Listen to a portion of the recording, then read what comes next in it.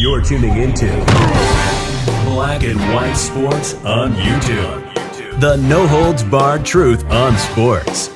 The main event starts now. I am back, Rudrance, for Black and White Sports 2. Well, we're going to talk about Lamar Jackson and the fact that Lamar has signed a 5-year, $260 million contract, and now he's under fire because, well, I guess what? He's too good to show up to camp? By the way, Odell Beckham Jr. showed up, and you might be like, well, yeah, but it's normal for a quarterback to not show up. Is it when they got a brand new offensive coordinator that's installing an all-new offensive system? Not a good idea to not show up. So, and he is under some fire. Eric Mangini has come out, and I mean, he has scalded Lamar for missing camp when they're trying to install a brand new offense.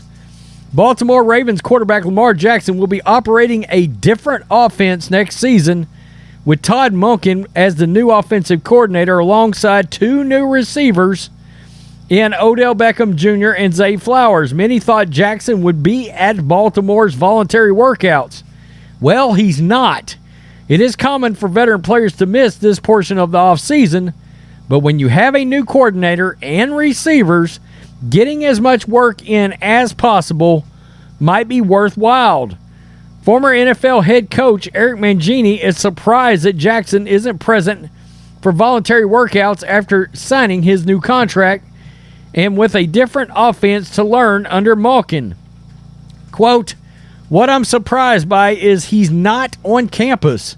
He's not spending time with the new offensive coordinator," Mangini said on the 33rd Team podcast. You're always going to hear coaches say the same thing. They're going to say, hey, he's a pro. He's getting ready. He's doing all the things he needs to do. That's because that's what you have to say. It's voluntary. Quote, really what you want to say is, we just gave you close to $250 million. It's a new offensive coordinator. Come here. Come learn the system. Spend time with the new receivers we have. Come spend time and be a leader and be the face of the franchise that we just committed to. It's not the end of the world, but you would really like to have him there after signing a big contract extension.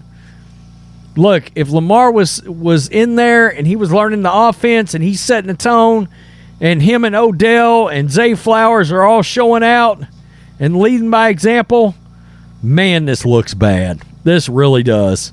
If he already knew the offense, if this was still Greg Roman's offense, if he hadn't just got a new contract, or if he signed one 3 years ago and he was still on the same offense and he didn't have these new weapons, would this be that big of a deal? No. But under the circumstances of new offensive coordinator, new receivers, $260 million, 5 years, I think this is a pretty bad look for Lamar Jackson. Really and truly. As Mangini points out, it's not the be-all, end-all that Lamar isn't present. It's not, but it's not good either. But it sure would have been nice to get a head start on preparations.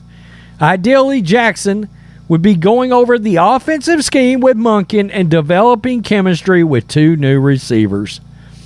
Will that hinder on-field production for Baltimore's offense moving forward?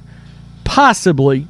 And considering there are also two receivers who need to adjust to Monken's scheme, it feels like a chance missed for Jackson. Only time will tell if it was a mistake not to develop that chemistry early on in the offseason. But Jackson has earned the benefit of the doubt, hasn't he? Has he? Has he? He's one of the most suspect passing quarterbacks in all of the league. It seems like he's one of the people that should absolutely be there. And I like Lamar. But let's be honest, he's not throwing the ball around like he's freaking Patrick Mahomes or Josh Allen or Aaron Rodgers or Tom Brady. His accuracy, his ability to read the third and fourth receivers, it's not on that level. And it's a new offense. Lamar still got a lot of work to do as a passer. He does. After his contract saga finally ended and Baltimore secured Odell at his request, one could have been forgiven for thinking Lamar would be at voluntary workouts. Wow. I tell you what, that is pretty wild. That's right after getting this massive contract. You know you've got a brand new offensive coordinator installing a new scheme. You got 2 new huge weapons. Why would you not want to come in and study with the offensive coordinator and throw the ball around with your new receivers? Just because it's voluntary?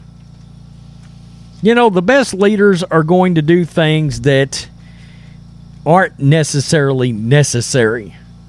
They're going to do extra things. They're going to go above and beyond.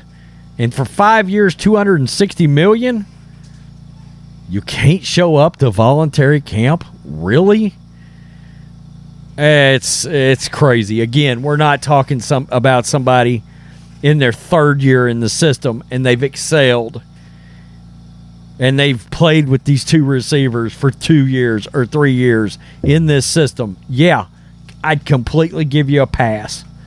But under the circumstances, it looks bad. It just does. Oh, here come. He's a Lamar-hating son of a bitch. Well, cry me a river. Wah.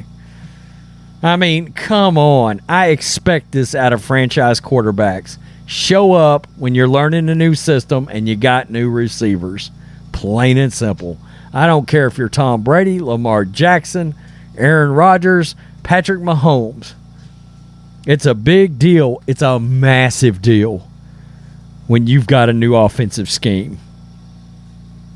And I got to tell you, I don't think this scheme works for Lamar. And I think they have to pivot back to a Greg Roman-style system. Why, you may ask? I don't think Lamar's a good enough passer to run a passing offense.